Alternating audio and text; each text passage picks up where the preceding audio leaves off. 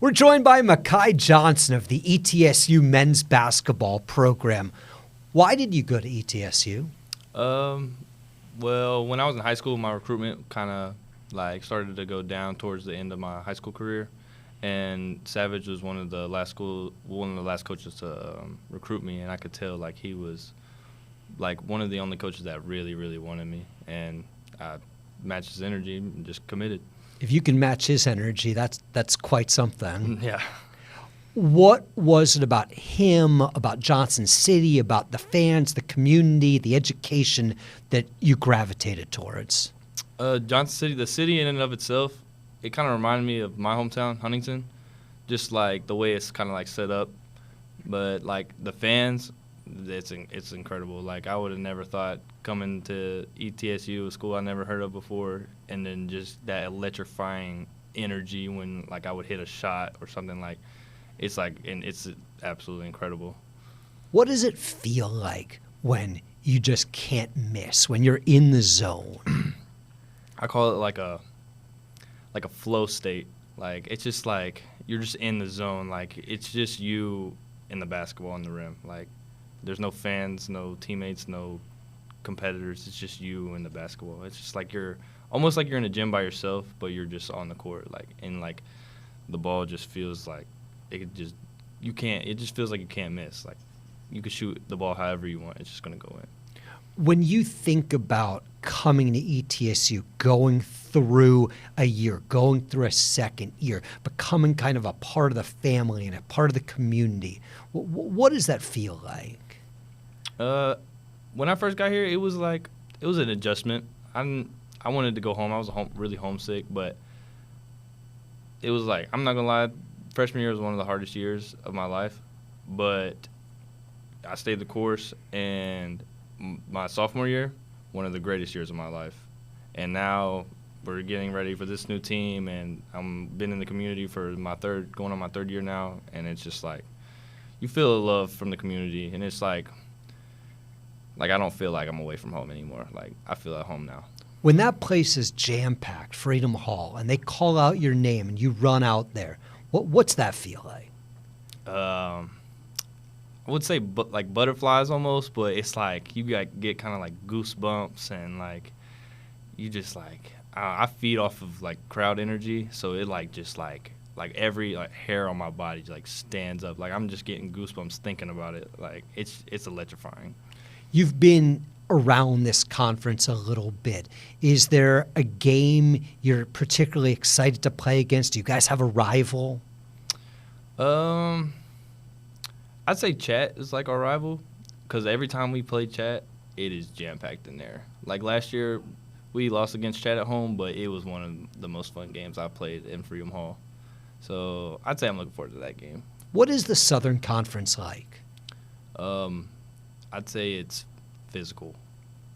Playing against teams, it's physical, and it's very, very competitive. There's last year, I think there was we had the most games decided between 4 or less points. So competitive is the word I'd use. You wear number 2. Is there a significance or meaning to that? Well, I used to wear number 12 because of my dad. And my freshman year, I got here, 12 was taken. So I just took 2, and I decided I would just try to make my own legacy from number 2. Maybe my son will wear number 2 when I have him. You come from a basketball family. Who's the best player in the family? Oh, me, no doubt. My oldest sister might disagree, but I got it now. Your sisters played at Notre Dame and at Marshall, right? Is that right? Yeah. And your dad played? He played football. He played football. Yeah. So who's the most competitive? That's a great question. I'd have to say my dad. Of all, because he's a coach now, and you can just see the fieriness. He's trying to win.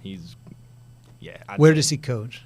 He coaches an AAU team, West Virginia Thunder, but they're on the Under Armour circuit. They're top 5 every year.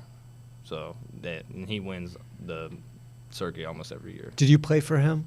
No, he coaches the girls. He coaches my sisters. Got it. Yeah. And what was that like, watching him and your sisters play? I was really young when my sisters were playing, so I don't really remember too much. But watching him coach now, it kind of makes me want to be a coach because he would let me step out there sometimes and be head coach of some of the games, and it's fun. It's not what I expected. It's very fun. So when you coach, what is challenging, or what do you like? Like what parts of that would you need to grow in versus what just naturally do you like to do?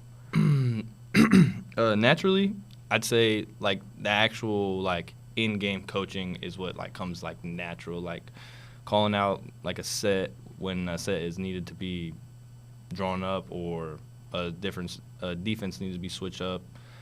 But like as far as like real coaching, what I would have to grow in as I get older is like recruiting and communicating, talking to people, I'd say, like off the court. So how are Coach Savage and your dad similar and different? I'd say I'll start with similarities. They're both like energy is just like top tier fieriness. Like that's like when you say Coach Savage, like I think of like the fieriness he brings to practice. Me too. Yeah, and my dad is a redhead. Like he turns real red when he screams at people. So like also fieriness. Like I'd say like they both like, and they don't put up with nothing. Like if there's something negative, they're snapping it, nipping it in the bud. And the differences, I don't really. I mean, they're completely different. I don't know if I could like point out a difference though. You know what I mean? Yeah. So, Coach Savage, what's a practice like with him? Kind of depends on the day, but on like a day where we need to really get stuff done, just know don't go in there with no negative energy. If you're tired, you better wake yourself up. And if you mess up, be prepared for him to get on you, and you just got to be able to take it. I mean, ultimately, it's going to make you better. I've been through it. It's going to make you better, and I like it now. I used to not like it, but I love it now. I would like to hear you do a Coach Savage impersonation. It'd be hard to do it without cussing. I don't know. I don't know if I could do that. Coach Savage impersonation. Yeah, I don't know if I can do it without cussing. Do you have any superstitions? Superstitions. I'd just say I used to maybe, but now I gave my life to Jesus, so I just like let him deal with everything. So like a superstition now would say I just have to pray before the games, and pray for the confidence that I've put in the work. And when did that transition occur? When I was going through my really rough time my freshman year. I went on Christmas break, asked about what getting baptized meant, and they just said it's just accepting Jesus into your heart. You don't have to actually get baptized. That's just like putting it out there. So when my pastor's wife, she was like, "Do you want to do it right now?" And I was like, "Okay, yeah, we can do it." And then we did it, and it was like I was at Freedom Hall. Like it was insane. It was like a room full of like four or five people just like this, and it was just like exhilarating. You could really feel his presence. How has that changed you? I'd say it just makes me kind of like look at certain things differently, like just knowing that he has your back. Like he has a plan for you. Like so when I'm like down or like in a slump, I know I'm fine. Like it doesn't bother me anymore. Versus when I used to go in slumps, I used to like be in slumps forever because I didn't have like Jesus to look up to. Like now, I have Jesus to look up to, and he just like kind of gives me that boost. So like, and anything that goes good, I just thank Jesus. What is something that I can't just look up on the internet about you? Something like about yourself that people don't know?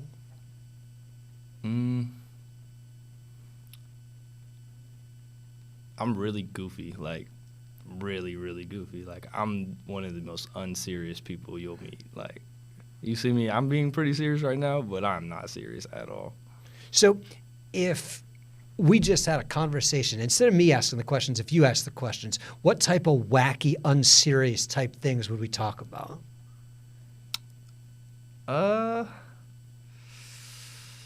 That's a good question, actually. I would say basketball, but it would just be like I have like hidden talents. Like I would ask you about like Rubik's cubes or like You do Rubik's Cubes? yeah, I love to do Rubik's You knock cubes. them out? Yeah. Rubik's cubes. I like puzzles. Like I like brain teasers. I like stuff like that. I like to draw. I'd ask you about like what your favorite color is and stuff like that. Just What's like, your favorite color? right now? I got to say green. Green is my favorite color, and it just recently became my favorite color because there's this anime I watch, and there's another unserious part about me. I watch anime, and there's this character on there, and when he swings his sword, it's green, and it's like a really pretty color of green. So that's why it's What do you study? like a college, like sports management. To be a coach. That's what you want to do, be a coach? I really want to go to the NBA, but if like that doesn't work out, or if go to the NBA and I'm done playing basketball, I want to be a coach. I don't know if I want to do men's or women's yet. Tell us about your teammates, your coaching staff, like something that we might not know about ETSU basketball.